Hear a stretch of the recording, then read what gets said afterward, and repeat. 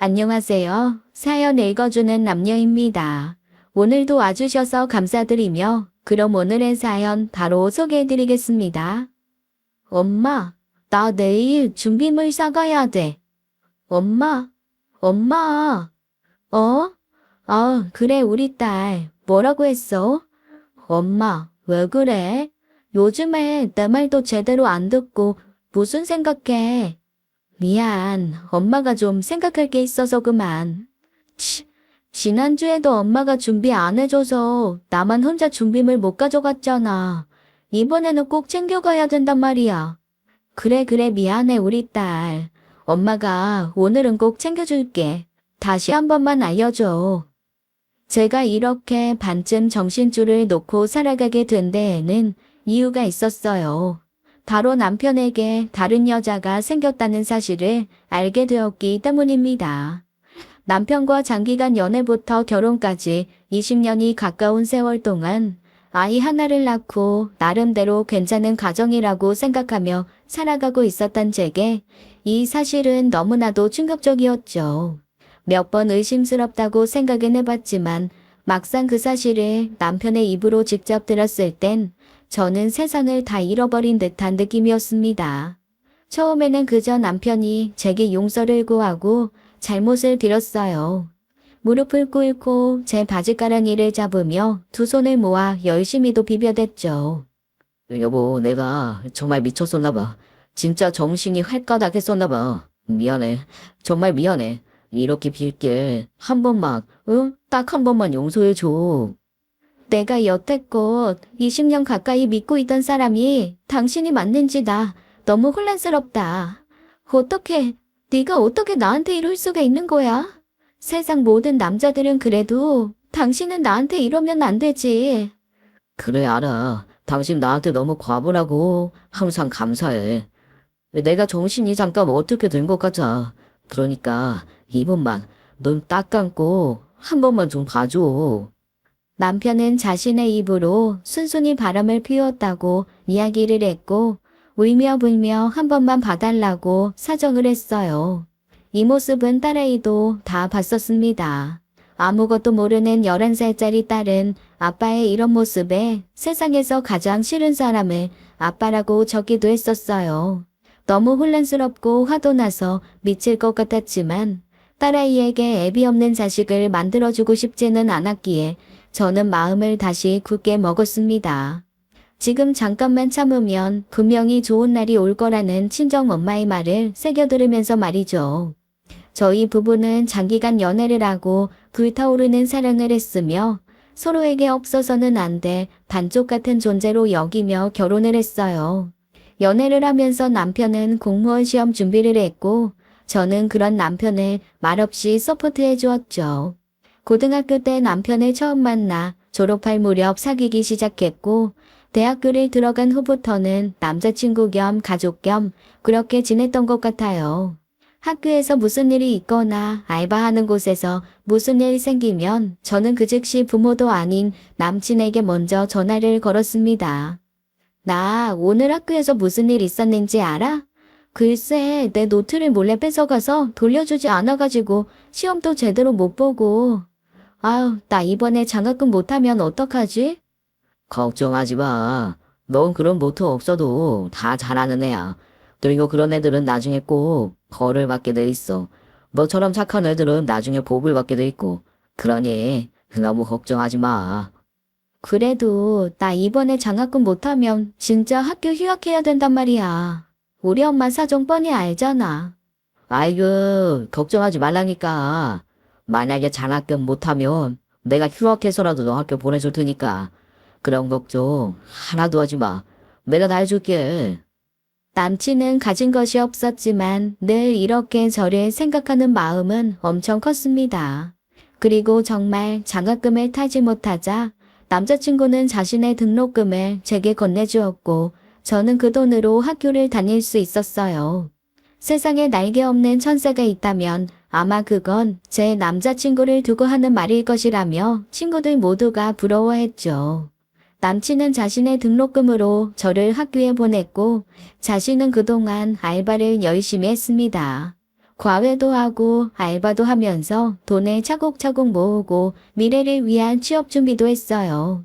돈이 없어도 긍정적으로 사는 남친의 모습에 저도 참 배울 것이 많다고 생각하며 저희는 서로를 엄청 아껴주었죠. 사실 저희 집은 많이 힘들었어요.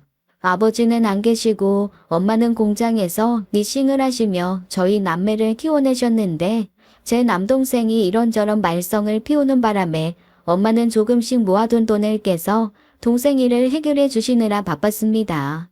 저보다 3살 아래의 남동생은 부모님이 이혼을 하신 이후부터 성격이 삐뚤어졌었는데 그 후로 언제부터인가 나쁜 친구들과 어울려 다니고 학교도 잘 가지 않으며 엄마와 제 속을 엄청 많이 썩였었어요. 엄마는 세상에서 가장 착한 사람이었지만 남동생을 휘어잡는 카리스마는 없는 분이셨습니다. 그저 모든 일은 긍정적으로 생각하시는 분이셨고 일이 잘 안 풀릴 때에도 모두 다 자신의 업보라고 생각하시는 분이셨죠. 한동안 그런 엄마가 아주 많이 답답했어요. 이렇게 살면 죽도 밥도 안 될 것 같다며 힘없는 엄마를 닥달한 적도 있었답니다. 엄마는 화도 안 나? 저놈의 자식도 사고쳐서 엄마 돈을 그렇게 갖다 바쳤는데 엄마가 좀 딱 부러지게 혼을 내서 저놈 정신 좀 차리게 해줘. 언제까지 저러고 살게 놔둘 거야? 남들은 저 나이면 다 일하고 부모한테 효도할 나이잖아. 그러지 마. 쟤도 오죽하면 저러겠니. 그렇게 따르던 지혜비랑 이혼하고 나니까 저렇게 된 거 아니야.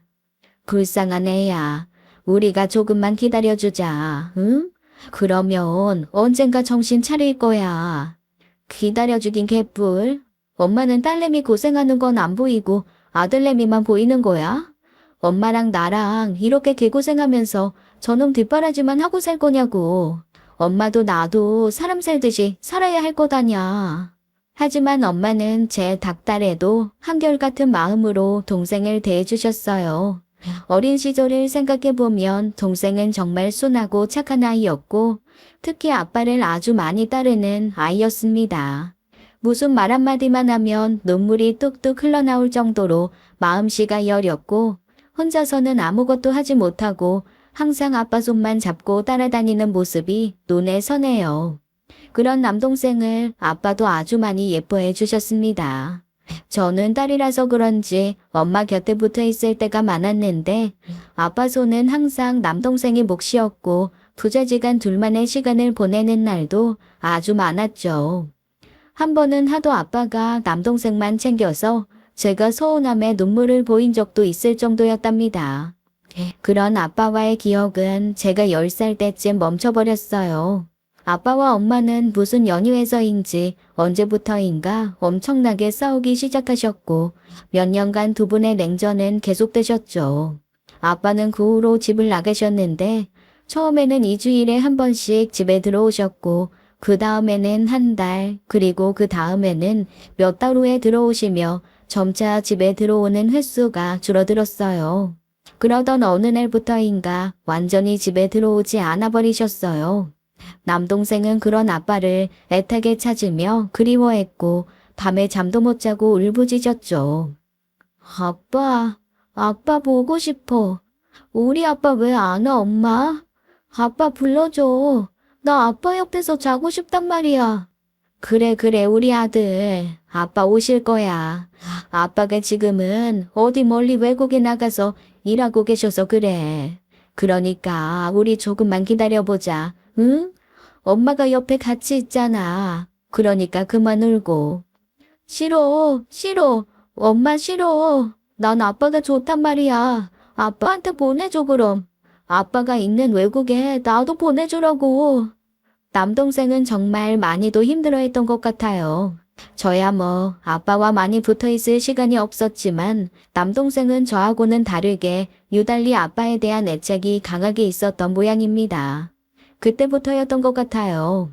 남동생이 서서히 달라졌던 시기가 말이죠. 그 후로 남동생은 입을 꼭 닫기 시작했고 오죽하면 학교 선생님도 저희 엄마를 불러 상담까지 하셨답니다. 남동생이 이상하게 변하는 것을 보고 학교 친구들은 놀리기 시작했고 은근히 따돌림도 받았던 모양이더군요. 그렇다 보니 점점 반항심이 생기면서 난폭해졌고 불안해했으며 방황하기 시작했어요. 이렇다 보니 저는 성인이 되어서도 항상 남동생에 대한 고민이 많았었습니다. 엄마가 공장에서 미싱을 해서 번 돈을 남동생이 사고친 데에 수습을 하려고 쓰는 것도 정말 짜증이 났고 성인이 되어서도 그렇게 행동하고 다니는 남동생에게 항상 불만이고 답답했죠. 이런 제 고민을 누구보다 곁에서 잘 들어주고 해결해 주려고 나선 것도 바로 지금의 남편이었어요. 대학생 때라서 본인도 아직 어리지만 제 남동생을 만나서 이런저런 조언을 해주면서 참 잘 해주었답니다. 특히 바쁜 와중에 따로 시간을 내서 저 빼고 남동생과 둘이 만나 술 한 잔씩 마시며 친하게 지내기 시작했을 때는 제가 너무 고마워서 어쩔 줄을 모르기도 했죠. 그런 남친에게 저는 어쩌면 너무 많이 기대고 있었는지 모르겠어요. 단순하게 대학생 때 만나는 남친이 아니라 어쩔 때는 마치 제 아빠 같은 느낌도 들 정도였었습니다.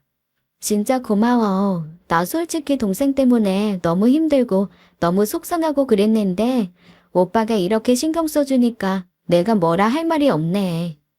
당연히 해야 될 일인걸. 네 일은 내 일이나 마찬가지인데 뭐. 나한테 미안해하지 않아도 돼. 어차피 나중에 결혼해서 가족이 될 거잖아. 정말? 정말 나랑 결혼할 거야? 아이 그럼 당연하지. 내가 너를 얼마나 사랑하는데 지금도 단 한순간도 떨어져 있고 싶지 않은데 조금만 기다려. 오빠가 꼭 취업도 하고 돈도 잘 버는 사람 돼서 너한테 멋지게 프로포즈 할 거니까 평생 손에 물도 안 묻히고 내 사랑만 먹고 행복하게 살자. 남친의 사랑은 이렇게나 넘쳐났어요. 남동생도 엄마와 제 말은 잘 듣지 않아도 제 남친이랑은 남자 대 남자로 어떤 유대관계 같은 것이 생겼는지 꽤 잘 따랐습니다. 저희 엄마도 그런 제 남친을 정말 좋은 사람이라고 말씀해 주셨죠. 세상에 이렇게 착하고 인성 좋은 사람 만나기 힘들다면서 결혼해서 제가 행복한 가정을 꾸릴 수 있을 것이라며 기대를 많이 하셨어요. 남자친구와 저는 같은 대학교에 다니지는 않았지만 서로의 학교 친구 선후배 등 모르는 사람이 없을 정도로 잘 지냈습니다. 서로의 학교 도서관에 가서 함께 공부도 했고 친구들과 자연스레 어울려 즐겼죠. 남자친구는 섬세하고 남을 배려하는 성격 때문인지 주변의 선후배도 참 잘 챙겨주긴 했었어요. 그래서 남친 주변에는 항상 사람들이 많았고 그 사람들이 힘든 일이 있으면 남친에게 연락도 많이 했었습니다. 이런 남친의 성격 때문에 대학교 졸업반이던 시절 저와 대판 싸움을 한 적이 있었는데요. 남친의 여자 후배가 지나치게 남친과 친밀하게 지내는 것을 제가 느꼈고 그로 인한 여러 가지 문제들이 발생했었죠. 그 후배는 저도 몇 번 함께 만나 얼굴을 잘 알고 있던 후배였는데 혼자 힘으로는 잘 해결하지 못하고 항상 남의 도움을 받는 스타일의 나약한 여자였었어요. 제 남친 성격상 힘든 일을 겪고 있는 후배들을 보면 항상 도와주는 스타일이라 꽤 여러 번 그 여자 후배에게 도움을 주었었나 봅니다. 제가 알고 있는 것만 3번쯤 되니까 아마 모르는 것도 상당히 많았을 테죠. 옷차림새도 핸드백도 모두 명품으로 가지고 다녔었고 대학생의 나이에 자동차도 끌고 다니던 여자 후배는 집도 꽤 잘 사는 모양이었어요. 좋은 동네에서 부유하게 자랐다고 저도 얼핏 들었던 것 같은데 그 여자 후배가 유난히도 제 남친을 많이 따랐었습니다. 그런데 한 번은 저와 만나는 날인데 그 여자 후배가 힘들다고 울면서 전화가 왔다며 그곳에 가야 한다고 하는 거예요. 미안해. 내가 좀 가봐야 할 것 같아서 내가 이따가 연락할게. 오빠, 오늘은 나랑도 중요한 날이잖아. 2달 전에 이미 약속해놓은 날이라고. 꼭 가야 돼? 무슨 힘든 일인데 그래. 그러게 뭐 안 좋은 일이 있나 봐. 얘가 원래 조금만 힘들고 그러면 정신을 못 차리잖아. 내가 잠깐 들려서 무슨 일인지 대충 해결만 해주고 얼른 갈게. 어? 오빠가 걔 남친도 아니고 친오빠도 아닌데 굳이 그렇게까지 해야 돼? 나도 오늘은 오빠랑 같이 있고 싶단 말이야. 남친은 제게 미안하다고 하고 끝내 그 여자 후배에게 달려갔어요. 그리고는 몇 시간이 지나도록 연락이 없었고 제가 전화를 걸어도 받지 않았죠. 2달 전에 미리 잡아놓은 식사 자리는 무산이 되었고 제 기분 역시 산산조각이 나버렸습니다.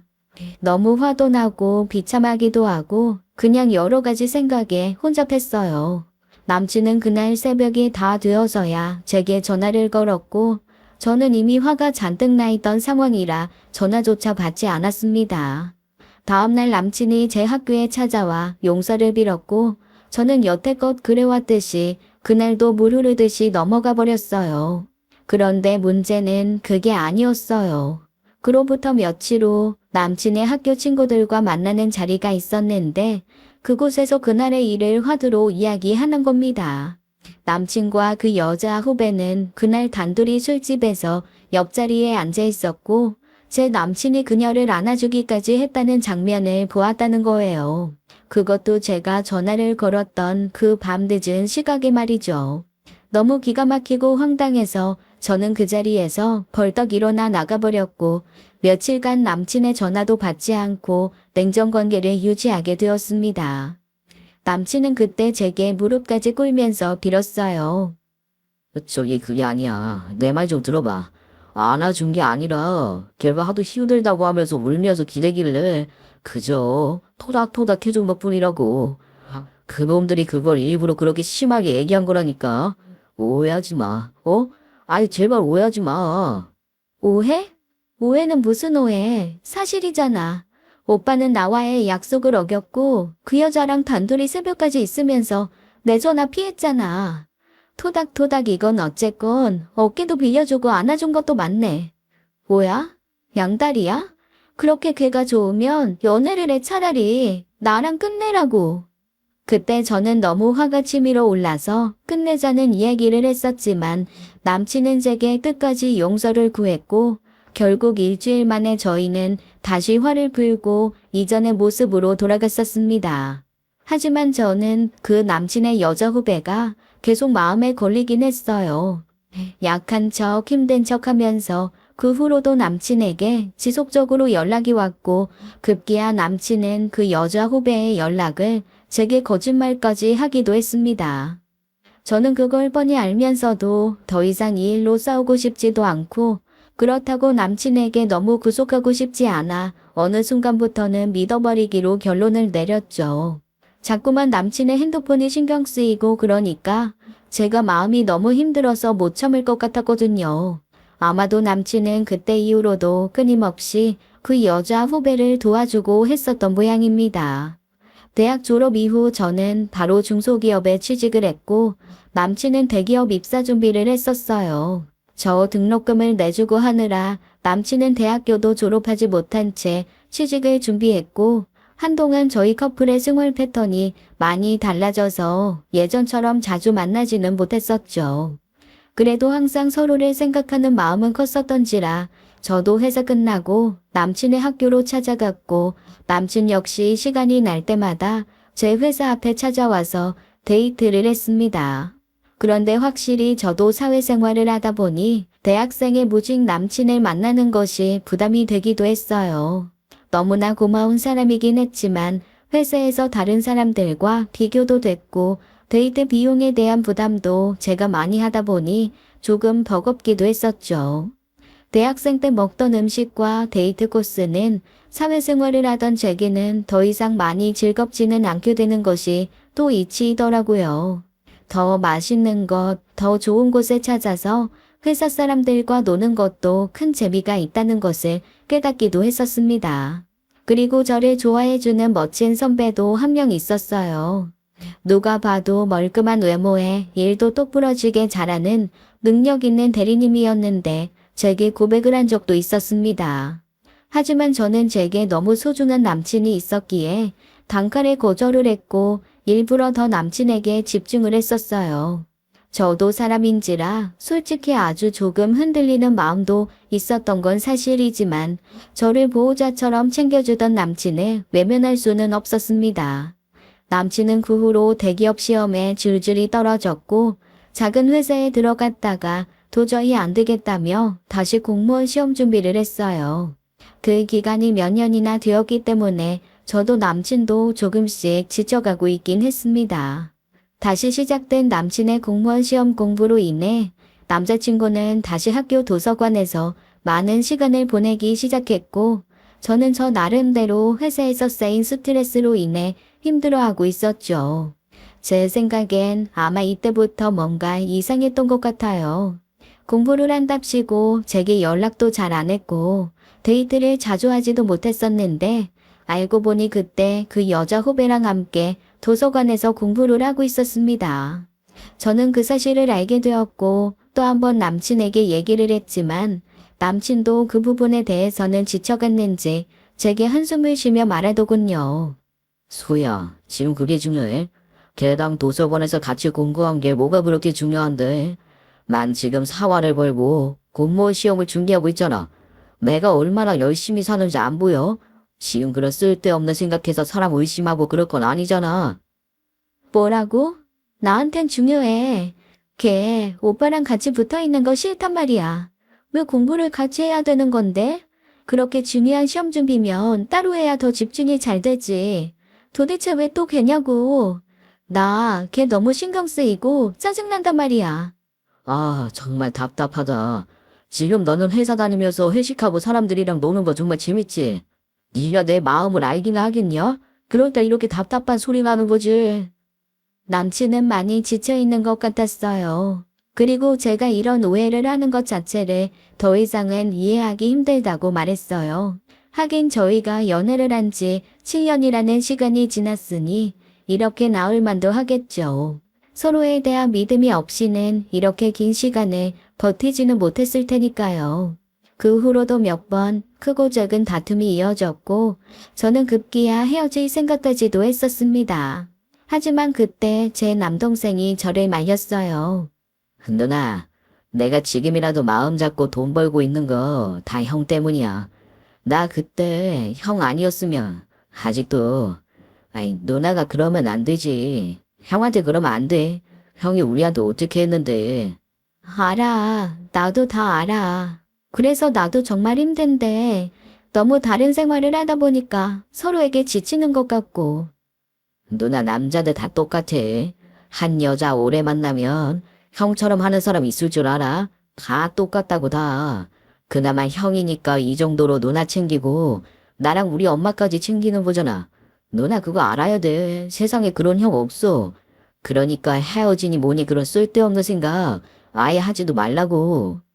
어느새 남동생은 제 남친에 대한 믿음이 강하게 자리 잡혀 있었고 제게 절대 헤어지지 말라는 말까지 했습니다.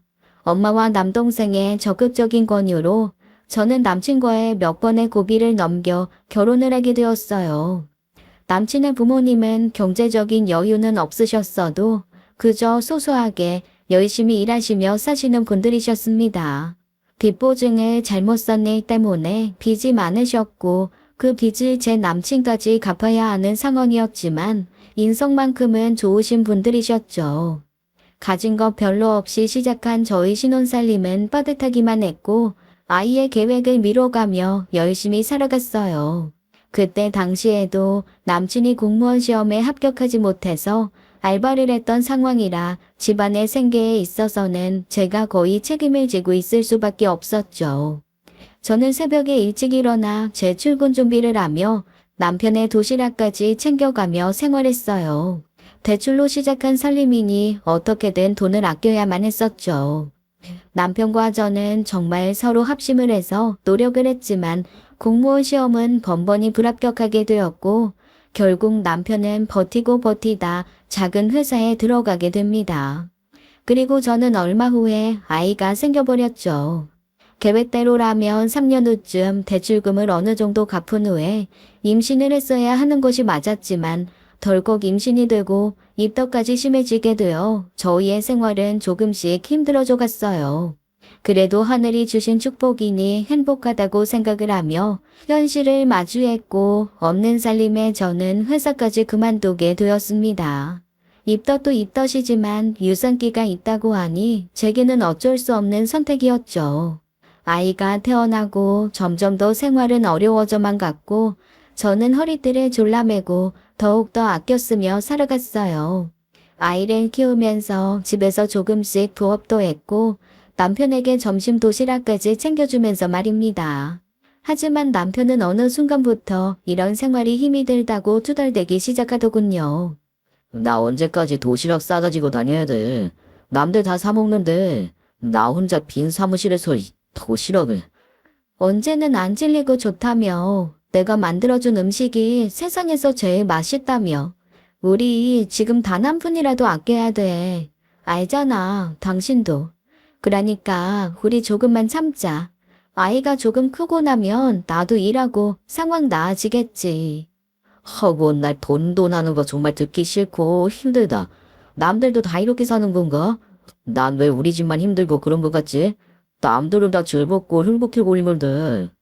여보, 그런 말이 어딨어. 우리 아이가 있는데 무슨 그런 말을 해? 그러지 마. 우리 충분히 행복해. 그리고 남들도 다 어렵고 그러는데 단지 표현을 안 할 뿐이라고. 투덜대는 남편을 애써 위로하며 용기를 주었지만 남편은 왠지 점점 지쳐가는 듯한 모습이었습니다. 그리고 아이가 커가면서 남편은 점점 밖에서 보내는 시간이 많아졌고 집안에 관심을 두지 않는 것 같았어요. 아이의 한순간도 놓칠세라 열심히 사진을 찍고 동영상을 찍어서 남편에게 보내보아도 남편의 반응은 영 시큰둥했었습니다. 뿐만 아니라 제게 다가오는 횟수도 크게 줄어들었고 매일 피곤하다는 말만 반복했었는데 제 생각에는 이때부터 무언가 심상치 않은 일이 벌어졌던 것 같아요. 바보같이 남편이 정말 힘들고 바빠서 그러는 줄만 알고 저는 남자에게 좋다는 한약까지 지어서 열심히 먹였고 저를 위한 돈은 단돈 10,000원도 쓰지 않으면서도 남편에게는 좋은 화장품, 좋은 옷을 사주려고 노력했습니다. 한 번은 아울렛에서 세일을 한다는 전단을 보고 불이 나게 달려가 남편에게 어울릴 만한 셔츠와 양복 한 벌을 사다 놓고 기다리고 있었어요. 50만 원이 가까운 돈이었기에 제게는 엄청나게 큰 돈이었는데도 남편이 조금이라도 번듯하게 입고 다니는 모습을 기대하며 산 거죠. 하지만 그 양복을 본 남편의 반응은 정말 냉담했습니다. 여보, 이거 봐봐. 짜잔. 내가 이거 돈 모아서 당신 주려고 산 거야. 마침 아울렛이 세일을 하지 뭐야? 득템이야, 득템. 얼른 입어봐봐. 너무 잘 어울리겠다. 그치? 아, 그래. 나중에 입어볼게. 지금 좀 피곤해서 뭐 당신이 알아서 잘 샀겠지. 뭐? 무슨 반응이 그래? 이거 셔츠까지 합쳐서 40만 원도 넘는 돈이라고. 얼마나 망설이다가 샀는데. 그놈의 아울렛. 아, 알았어. 입어볼게. 아울렛 옷이 거기서 뭐 거기지 뭐 별다른 거 있냐? 호들갑은? 여보, 무슨 말이 그래? 호들갑이라니. 왜? 싫어? 아울렛이라서 싫어? 우리 집 형편이. 아, 알았다니까 그만 좀 해. 형편이고 나발이고 그만 좀 하라고. 지긋지긋하니까. 으이씨. 예상치 못한 남편의 반응은 저를 아주 많이 당황하게 만들었어요. 이럴 사람이 전혀 아니라고 생각하고 있었기에 황당함을 감출 수가 없었습니다. 그 후로도 남편은 짜증이 늘었고 돈돈거리는 제가 부담스럽다고 표현을 하더군요. 아이가 어린이집에 가면서 오전 시간에 빵집에서 알바를 하는 제가 창피하다며 빵 냄새가 난다는 말까지도 했었고 말이죠. 빵집에서 일하는 게 뭐 자랑질이냐? 아주 옷이랑 온 집안에서 빵 냄새가 진동을 하네. 역하다 역해. 무슨 그런 말을 해. 나는 한 푼이라도 더 벌려고 아이 어린이집에 맡기고 일하는 건데. 당신이 능력이 넘쳐 흘렀으면 내가 이렇게 냄새나는 알바를 왜 하겠어? 안 그래? 뭐? 이 옆편 내가 진짜 할 말 못할 말이 따로 있지. 어디서 그딴 소리를 짓거려? 너 진짜 미쳤냐? 그러게 능력 많은 딴 놈을 만나지. 왜 나 같은 놈 만나서 개고생이냐? 당신이 계속 내가 돈돈거린다면서 불편하니까 하는 말 아니야. 내가 뭐 처음부터 그랬어? 당신이야말로 요즘 왜 그러는 건데? 내가 뭘 잘못했다고? 아둥바둥 애 키우면서 열심히 살아가는 나한테 왜? 됐어. 말을 말아야지. 그러게 부모라도 잘 만났어야지. 아둥바둥 살기 싫었으면 그만하자. 더 이상 무슨 말을 하겠냐. 너 열심히 살고 있는 거 알았으니까 그만하자고. 남편의 표현은 점점 더 거칠어지기 시작했고 급기야 저와 저의 집안의 모독하는 발언까지도 서슴지 않더군요. 결국 제 자존심까지 건드린 남편에게 저도 화가 아주 많이 났고 한동안 친정에 가 있기도 했습니다. 이전 같았으면 화가 나서 친정에 간 제 화를 풀어주려고 찾아와서 무진장 노력을 했을 텐데 남편은 제게 전화 한 통 하지 않았어요. 이틀 3일 지나도록 아무런 연락도 없었고 그대로 일주일이라는 시간이 흘렀습니다. 뭔가 대단히 이상한 느낌이 들었죠. 하지만 친정엄마는 이런 제게 긍정적으로 생각해야 가정을 지킬 수 있고 제 마음도 편하다는 말을 하시더군요. 저기 말이다. 박서방 너무 뭐라고 몰아세우지 마. 남자들은 다 그런 법이야. 자꾸만 몰아세우면 동굴로 자꾸 들어가려고 하는 게 너구리랑 같거든. 가정이 계속 유지되려면 그리고 아이한테 아빠 없는 자식 만들고 싶지 않으면 그냥 슬그머니 모른 척하고 넘겨. 응? 아니야 엄마. 이놈의 인간 뭔가 분명히 있어. 수상해. 아무리 그래도 지가 그렇게 심한 말을 해서 내가 화가 났으면 최소한 잘못했다고 빈말이라도 사과를 해야 되는 거잖아. 변해도 너무 변했고 뭔가 있어 분명히. 나 이대로는 못 넘어가. 절대로. 얘가 자꾸 이럴래? 엄마 말 들으라니까. 엄마 꼴을 봐라. 네 아빠랑 이혼하고 네 동생 어떻게 컸니? 그리고 엄마가 얼마나 고생을 하면서 니네 먹여 살린 줄 알아? 그러지 마. 제발. 응? 워낙에 긍정적인 성격을 갖고 계신 엄마는 제게 참으라고 말씀하셨고 자신처럼 이혼만은 하지 말라고 신신당부를 하셨습니다. 아이가 아빠를 찾아서 어쩔 수 없이 집으로는 들어갔지만 제 화는 여전히 풀리지 않았고 남편의 행동 하나하나를 살펴보게 되었어요. 주말에도 자꾸 밖으로 나가고 집안에서 생활하는 시간을 굉장히 짜증내하고 답답해하는 꼴이 밖에서 뭔가 재미있는 일이 있는 것 같았죠. 그리고 그로부터 얼마 후 남동생에게서 충격적인 이야기를 전해 들었어요.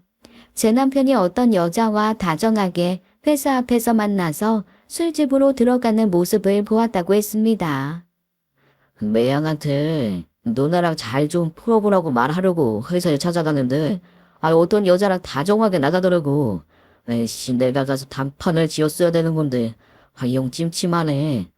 회사 여직원이겠지. 아니면 뭐 아는 선후배거나. 니네 매형 성격 몰라? 워낙에 여기저기 도움 주고 나서는 거 좋아하는 사람이라 아마 그런 것 때문에 고마워서 그럴 수 있어. 신경 쓰지 마. 그래도 그러다 치고는 너무 다정했단 말이야. 내가 사진 그때 찍어 놓은 거 있는데 보내줄 테니까 한번 봐봐. 좀 흔들렸는데 그래도 누군지는 보일 거야. 남동생은 흔들린 사진 한 장을 제게 보냈어요. 저 멀리서 어떤 여자와 다정하게 지나가고 있는 사진이었는데 자세히 확대해서 쳐다보니 어디서 많이 낯이 익은 여자였습니다. 큰 키에 긴 생머리를 한 여자는 명품백을 들고 고급스러운 옷차림을 하고 있었고 잠시 후 저는 그녀가 누군지 알게 되었어요. 그녀는 바로 대학교 때 남편의 후배이자 제가 늘 거슬리게 생각했던 그 여자였습니다. 제가 분명히 그 후배에 대해서 불편하게 생각하는 것을 알고 있는 남편이었기에 연애 시절부터 그녀와 연락하고 있다는 것을 제게 숨겼었거든요. 그런데 결혼하고도 한참이나 시간이 흐른 지금에서도 만나고 있다니 너무 놀라울 수밖에 없었습니다. 기가 막히고 황당한 마음에 손이 다 부들부들 떨리기까지 했어요. 생각할수록 너무 화가 나서 참을 수가 없었고 결국 잠시 후에 남편에게 전화를 걸어 마구 소리를 질러버렸죠. 그러자 남편은 저를 비웃듯 콧방귀를 뀌면서 이해할 수 없다고 말을 했습니다. 넌 정말 이해하기가 힘든 스타일이구나. 대학교 후배인 거 몰라? 야, 아무리 부인이라도 그렇지. 어떻게 이런 것까지 간섭을 하고 미행을 하고? 난 진짜 네가 이런 애인 줄은 상상도 못했다. 하다 남의 집까지 밟냐? 허이가 없어가지고는.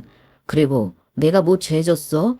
여자 후배가 일 도와줘서 고맙다고 밥 한 끼 사준 거 그게 뭐가 죄냐고? 아 당장 끌어. 답답해. 답답한 년. 그날 남편은 집에 돌아오지 않았어요. 그리고 그 후로 저희 부부는 정말 많이 멀어지고 말았습니다. 그렇게 조잘조잘 일상에 대해 떠들며 이야기하던 저희는 딱 아이와 관련된 할 말만 하기 시작했고 서로에게 관심도 두지 않은 상태가 되었던 것 같아요. 더군다나 부부관계는 몇 달, 아니 몇 년 동안 단 한 번도 하지 않을 정도가 되어서 이제는 너무나도 서먹서먹해져 버렸습니다. 뭐가 정답인지도 모르겠고 다시 남편에게 다가가고 싶은 마음도 있었지만 남편의 행동은 여전히 저를 너무나도 힘들게 했고 수상했었어요. 저희는 그렇게 몇 년을 보냈습니다. 연애할 때와는 완전히 다르게 거의 남남처럼 살아갔던 것 같아요. 그러는 동안 남편에게는 옷차림과 구두, 시계까지 명품이 많이 생겼죠. 어디서 났느냐, 무슨 돈으로 샀느냐고 따져 물어보아도 그냥 아는 사람이 쓰다가 질려서 줬다는 말만 반복할 뿐 제대로 대답도 하지 않는 모습을 보고 저도 많이 내려놓게 되었던 것 같습니다. 그리고 남편에게 술에 쪄들어 집에 들어온 어느 새벽에 드디어 문제가 발생했어요. 남편의 핸드폰 진동 소리가 제 잠을 깨웠고 거래처 김사장이라고 쓰여있는 전화의 통화 버튼을 누르니 어떤 여자가 남편을 애타게 차고 있었습니다. 오빠, 오늘 같이 있어준다고 했잖아. 왜 들어간 거야? 그년 싫다며. 단 한순간이라도 같이 있기 싫다며. 얼른 다시 와. 얼른 우리 집에 다시 오라고. 나 우리 아빠한테 다 말했어. 오빠 유학까지 보내준대. 나랑 같이 유학 가서 새 출발하자. 그러면 되잖아, 오빠. 야, 너 뭐야? 너 어디 무서운 줄도 모르고 새벽에 전화를 걸어서 짓거려? 너 박유진이지? 이게 정말 대학교 때부터 그렇게 꼬리를 치더니. 참나, 웃기는 소리하고 자빠졌네. 꼬리는 무슨 꼬리? 껍데기랑 살고 있으니 기분 좋냐? 오빠 나랑 유학 갈 거니까 그런 줄 알아. 우리 외국에서 새롭게 다시 시작할 거라고. 이런 쓰레기 같은 년? 너 이러고도 무사할 줄 알아? 어디서 더러운 게 남의 애딸린 유부남한테 있단 소리를 해? 닥치지 못해? 하늘이 무섭지도 않냐? 내가 소문 다 퍼뜨릴 거야. 어디 그때도 이렇게 짓거릴 수 있나 두고 보자. 너무 떨려서 말까지 더듬거리며 그녀에게 소리를 질렀고 결국 그 새벽에 사단이 나고 말았습니다. 술에 취해 인사불성이 된 남편은 제가 그녀와 통화한 줄도 모르고 코를 골며 자고 있었고 제가 발길질을 하며 일어나라고 소리를 쳐도 절대로 깨어나지도 못했죠. 아이는 놀라 잠에서 깨서 울었고 저는 아이를 붙들고 같이 울었습니다. 결국 한참을 울다 아이는 지쳐 잠이 들었고 저는 뜬 눈으로 밤을 지새웠어요. 다음날 모든 사실을 알게 된 남편은 제게 잘못했다며 무릎을 꿇고 싹싹 빌기 시작했고 앞으로는 가정에 충실할 것이라며 각서까지 썼습니다. 여보, 제발, 제발 한 번만 봐줘. 나 진짜 미쳤었나 봐. 내가 잠깐 정신이 딴 데 나가 있었어.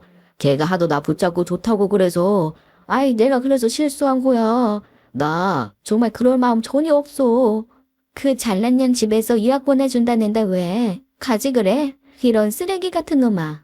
내가 너가 어떤 인간인지 나중에 우리 딸 크면 다 말할 거야. 우리 동창생들한테도 싹 다 말하고 당신 어디 취직도 못하게 만들어버릴 거라고. 이런 더러운 놈. 그래. 그건 일단 나중 문제고, 나 걔랑 끝났어. 인연 끊었다니까. 이제 안 만나. 절대로 안 만나. 그러니까. 이번 한 번만, 응? 이번 한 번만 좀 봐주라. 내가 너무 생활이 힘들어서, 잠깐 정신이 나갔던 거야. 제발 여보. 처음에는 이렇게 잘못했다며 손이 발이 되도록 비는 남편을 어쩔 수 없이 용서해 주기로 했습니다. 다시는 만나지 않는다는 각서도 썼고 우리 가족과 아이에게 전념하는 것 같은 행동을 보여주었기에 어쩔 수 없이 믿어보기로 했죠. 아이가 있었기에 애비 없는 자식은 만들고 싶지 않았기에 참고 또 참으며 가슴을 후벼 파는 고통을 참아냈어요. 하지만 그 후로 1년간은 잠잠하던 남편이 또다시 변하기 시작했죠. 그리고 급기야는 제게 먼저 이혼을 하자는 말까지 했습니다. 이렇게 사는 인생이 너무 지긋지긋하고 그 여자가 외국에 나가서 유학까지 시켜준다고 했다며 새로운 인생을 살고 싶다는 말을 하더군요. 어찌나 기가 막히고 황당하던지 웃음밖에 나오지 않았어요. 남편은 어렸을 때부터 부모님이 진 빚 때문에 많이 힘들어 했었습니다. 작은 공장에 다니고 계신 부모님이 빚 보증을 잘못 써셔서 남편이 일찍이 빚을 갚는데 많은 노력을 했던 모양이에요. 게다가 제 학비에다가 제 남동생도 가끔씩 도와주었으니 어린 나이에 감당해야 할 몫이 너무나 컸기도 했습니다. 그러면서 자신은 이제 새 출발하고 싶다며 놓아달라는 말을 하더군요. 그래, 이판 4판 나도 할 말은 좀 하자. 야, 내가 어떻게든 가정 지켜보려고 1년 넘게 노력을 해봤는데 안 될 것 같다. 내가 할 수 있는 최선을 다해도 내 마음은 여전히 변하지가 않아. 나 걔 너무 좋고 걔 없이는 못 살 것 같아. 나한테 좋은 옷도 사주고 외제차도 사준대. 아이 그리고 유학도 보내준다지 뭐냐. 당신도 알지? 나 공부하고 싶어 했던 거. 근데 네 학비 대주고 아이 마느라 제대로 공부 한번 못 해보고. 야, 나 이제 좀 내 인생 잘 좀 살아보자. 뭐? 너 그걸 말이라고 하니? 너 정말 어떻게 이런 말을 할 수가 있어? 결혼했으면 책임을 져야지. 처자식 먹여 살릴 생각을 해야지. 지금 뭔 생각하는 거야? 너 정말 미쳤어? 어? 모르겠고 이제 이런 거 다 지긋지긋해. 나 혼자만 생각하고 살 거야. 애는 네가 키워라. 내가 양육비는 잘 챙겨줄게. 걔가 뭐가 아쉬워서.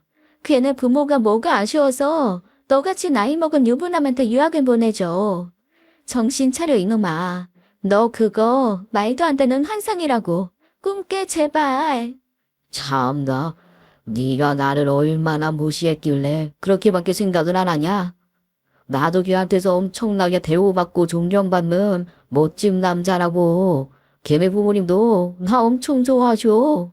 남편의 말을 듣고는 정말 어안이 벙벙했어요. 거의 반 정신이 나간 상태가 되어버리고 말았고 하루 종일 무슨 생각을 하면서 사는지 모를 정도로 정말 멍하게 있었습니다. 모든 사실을 알게 된 저희 친정엄마는 저 몰래 남편을 찾아가서 끝까지 회유를 하고 부탁까지 하셨나 보더라고요. 하지만 남편은 정말 잔인할 정도로 냉정하게 친정엄마를 거절했고 그 모습을 본 남동생이 너무 화가 나서 주먹으로 흠씬 두들겨 패주었다고 들었습니다. 결국 저희 부부는 이혼을 했어요. 제대로 무슨 말도 못하고 남편의 불륜여가 준비한 변호사의 말에 이끌려가며 멍하니 이혼을 당했죠. 아이 때문에 버티고 싶던 마음도 나중에는 너무 지쳐 어떻게 하고 싶은 마음도 들지 않았고 제 인생을 자포자기하는 심정으로 하루하루를 살아갔습니다. 이혼이라는 과정이 사람을 얼마나 나락으로 떨어뜨리고 힘들게 하는지 아마 여러분들은 상상하지도 못하실 거예요. 생각보다 훨씬 아주 많이 고통에 이르게 하는 것이 바로 이혼이랍니다. 아이는 아이대로 적응 못하고 저는 저대로 정신 못 차리고 있고 아주 저희 모녀는 한순간에 나락으로 떨어지는 것 같았고 제가 하도 정신을 못 차리고 있으니 친정엄마는 저희 모녀와 함께 살면서 챙겨주시기 시작하셨어요. 하루에도 몇 번씩 울었다 웃었다 미친년처럼 방황하던 저는 엄마와 남동생 손에 이끌려 정신과에 가서 우울증 약을 처방받아 먹기 시작했습니다. 이혼 후 한 2년 동안은 수도 없이 방황하며 힘들어하기만 했어요. 그러던 어느 날 딸아이가 제게 말했어요. 엄마, 우리 엄마는 세상에서 제일 멋지고 예쁜 엄마였는데 요즘은 왜 그래? 엄마가 그러면 나도 너무 힘들어. 다시 우리 엄마 모습으로 돌아와 주면 안 돼? 내가 스케치북에 그린 엄마 모습처럼. 우리 딸, 미안하다. 정말 미안해. 이 엄마가 못나서 그래. 미안해. 엄마 다시 예전으로 돌아갈게. 조금만 기다려줘. 딸아이의 진심을 알게 된 저는 그날 이후부터 세상과 맞서 싸워 가기로 결심했습니다. 제가 이런 꼴로 살고 있는 것이 오히려 그 연놈들을 도와주고 있는 것 같았어요. 제 딸 앞에서도 당당하게 살아가는 것이 엄마로서 해야 할 역할이라고 생각이 번쩍 들었죠. 저는 그때부터 미친 듯이 일을 하기 시작했고 친정엄마가 아이를 봐주신 덕분에 식당 일부터 하나씩 차근차근 했습니다. 일단은 몸이 힘들어야 잡생각이 안 들 것 같아서 일부러 더 힘든 일을 골라서 했던 것 같아요. 만신창이가 되어 피곤한 몸을 이끌고 딸아이 얼굴에 입을 맞추며 잠이 드는 그 순간은 적어도 그 못된 연놈들 생각이 나지 않으니 오히려 더 좋았습니다. 그로부터 1년이 더 지나고 나서 저는 우연히 대학교 선배가 하는 사업체에 들렀고 그곳에서 함께 일해보자는 제안을 받게 되었어요. 그 여자 선배는 이혼 후에 홀로서기를 하며 사업을 시작했는데 일이 너무 바빠서 일손이 모자른데 마땅히 주변에 믿을 만한 사람이 없다고 했습니다. 저는 나름대로 책임감도 강하고 그 선배와 친하게 지냈기 때문에 제가 진국이라는 것을 그 선배도 잘 알고 있었죠. 결국 그렇게 저는 아무것도 모르는 상태로 선배의 일을 돕기 시작했어요. 그때 제게는 가진 것이 없고 체력 하나만 갖고 있었기 때문에 정말 엄청나게 부지런하게 일을 하고 움직였습니다. 타고난 성실함과 부지런함으로 매일매일 최선을 다했고 선배도 이런 제 모습에 감동을 하게 되었죠.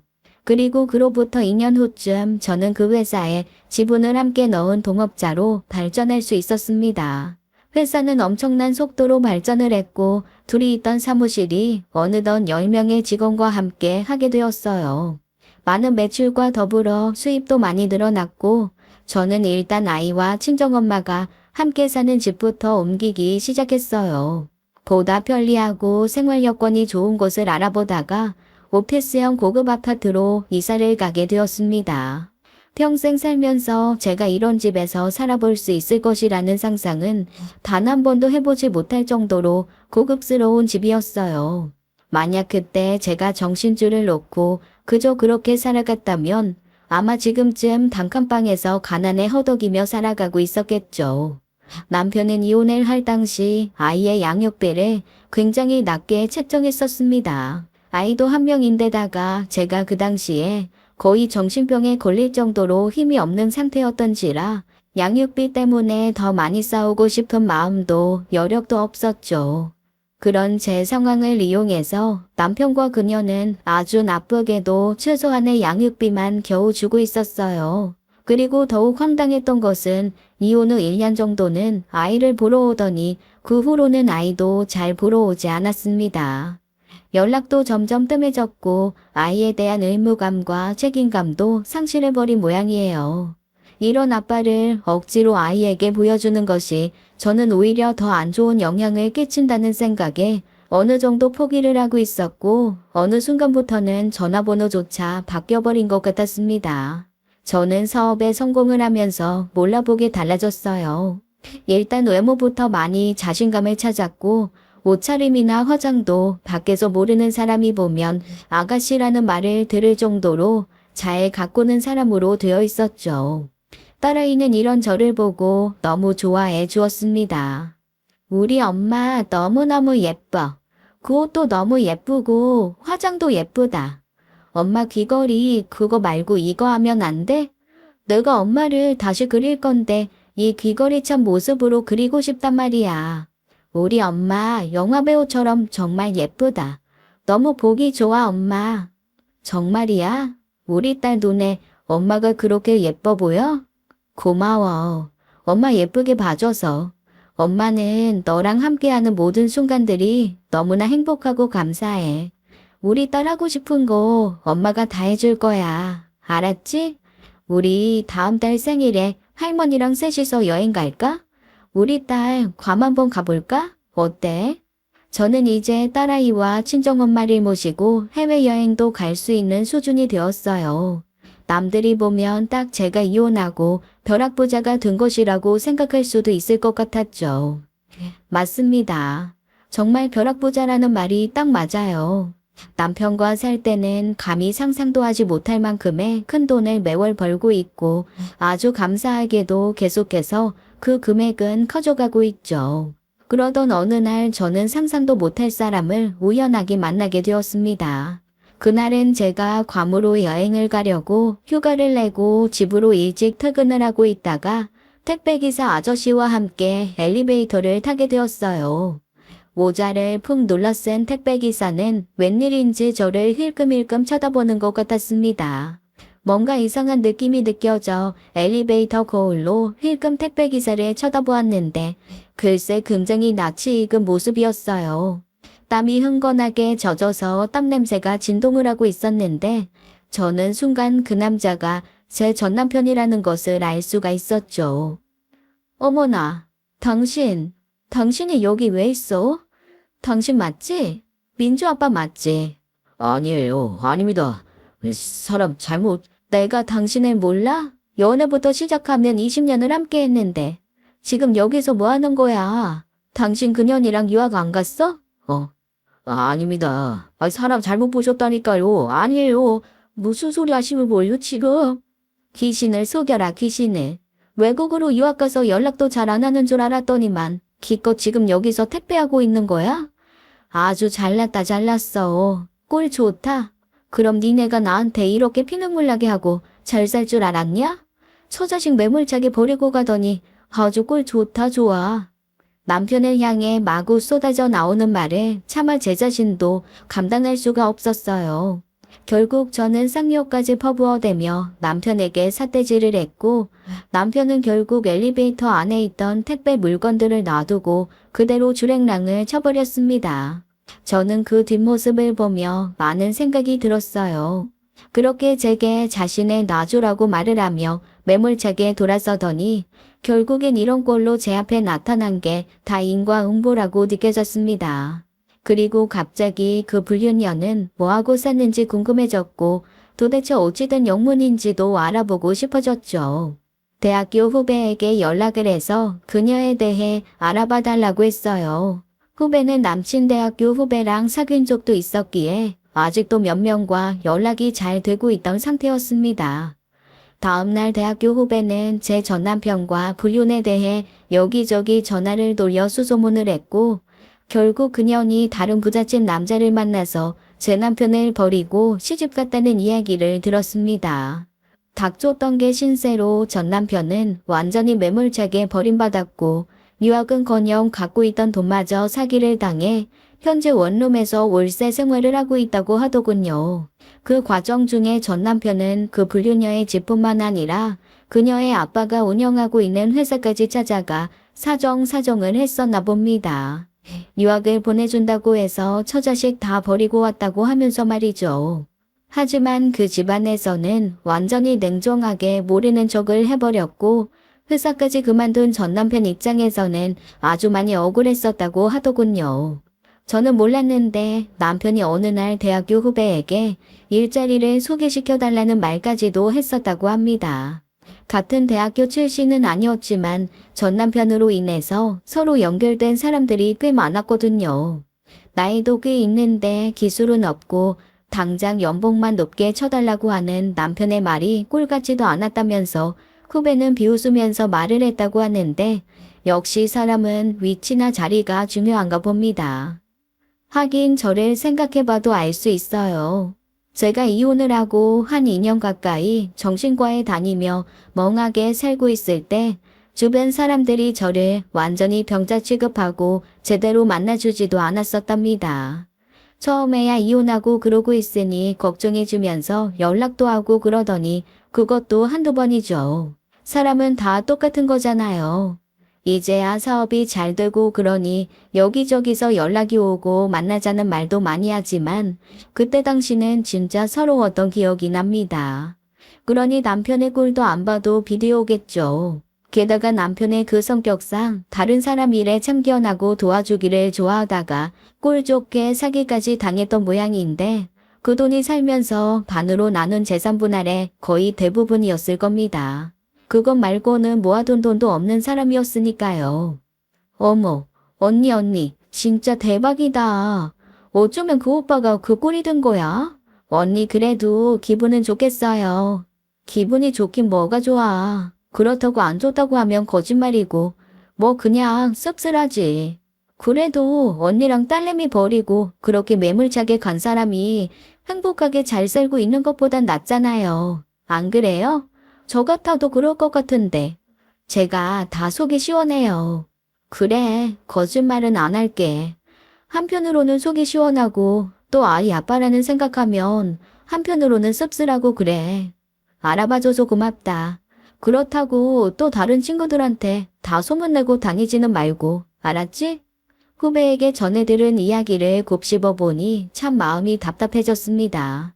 그렇게 한치 앞날도 모르고 그렇게 날뛰어대더니 아주 꼴이 좋다는 생각도 들었지만 그래도 아이 아빠인데 그렇게까지 망가졌다는 소식이 마냥 좋기만은 하지 않더라고요. 조심스레 남동생한테만 얘기를 살짝 흘렸는데 남동생은 불같은 성격에 그 자식을 가만히 놔두었느냐고 오히려 제게 화를 냈어요. 엘리베이터에서 봤으면 뺨이라도 때리고 발길질이라도 확 해버리지 그 인간을 내버려 뒀느냐고 했습니다.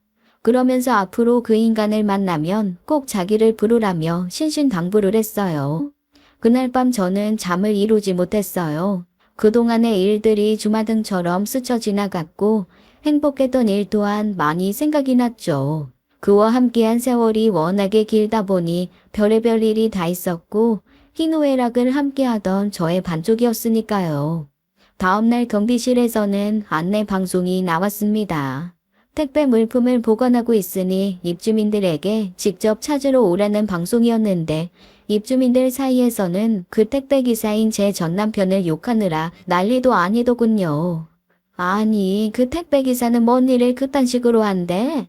물건을 엘리베이터에 두고 그냥 내동댕이 쳤다며? 미친 거 아냐? 아주 돈을 날로 벌려고 작정을 했구만. 내가 안 그래도 어젯밤에 전화해서 아주 쌍욕을 퍼부어줬어. 그딴 식으로 할 거면 당장 일 그만두라고. 요즘은 아주 돈 쉽게 벌라고 안달이 나서는. 안 그래요, 애기 엄마? 아, 네, 그쵸. 책임감 있게 일을 해야죠. 맞는 말씀이세요. 남편은 이미 벌을 받고 있었습니다. 그 내연녀한테 버림받고 사기를 당해 힘든 나날을 보내고 있는 데다가 택배를 기다리는 사람들한테까지도 욕을 먹었으니 제가 굳이 욕을 하지 않아도 배가 부를 만큼 많이 먹고 있는 듯해요. 지금도 가끔 연애하던 시절을 떠올려 본답니다. 저를 보호자처럼 아껴주고 챙겨주던 그 모습. 아마도 그때 그 모습만큼은 진심이라고 믿고 싶네요. 아름답고 행복했던 추억마저 거짓이라고 생각하고 싶지는 않습니다. 그 후로 저는 딸과 친정엄마와 함께 괌으로 가서 실컷 놀고 먹고 쇼핑도 하고 돌아왔어요. 아이에게는 차마 아빠가 택배기사 일을 한다는 말은 하지 못했고 그저 멀리서 일을 열심히 하느라 잠시 동안 만나러 오지 못한다고 좋게 포장해 주었습니다. 어쩌면 아이에게는 아빠에 대한 안 좋은 기억을 만들어주고 싶지 않았는지도 모르겠어요. 저 역시 아빠가 없이 자랐기 때문에 힘들고 어려울 때마다 아빠를 정말 많이 원망했었으니 말이죠. 아이가 이제는 어리지만은 않아서 제 말을 다 믿어줄지는 모르겠지만 그래도 엄마로서 최대한 이렇게 하는 것이 맞다는 생각이 들었습니다. 제 딸은 부디 자신을 낳아준 아빠를 원망하지 않고 그저 핏줄이 땡기면 언제든지 보러 갈 수 있는 그런 사람으로 남아있기를 간절히 바랄 뿐 더 이상의 욕심은 없어요. 잠시 올려다본 오늘 하늘이 참 맑고 푸른 것 같습니다. 저희 가족의 인생도 앞으로 이렇게 늘 맑은 날만 계속되길 바라며 이 글을 마칠게요. 여러분 모두 행복하세요. 지금까지 사연 읽어주는 남녀였습니다. 끝까지 함께 해주신 여러분 감사드리며 저희는 다음 사연으로 돌아올게요. 감사합니다.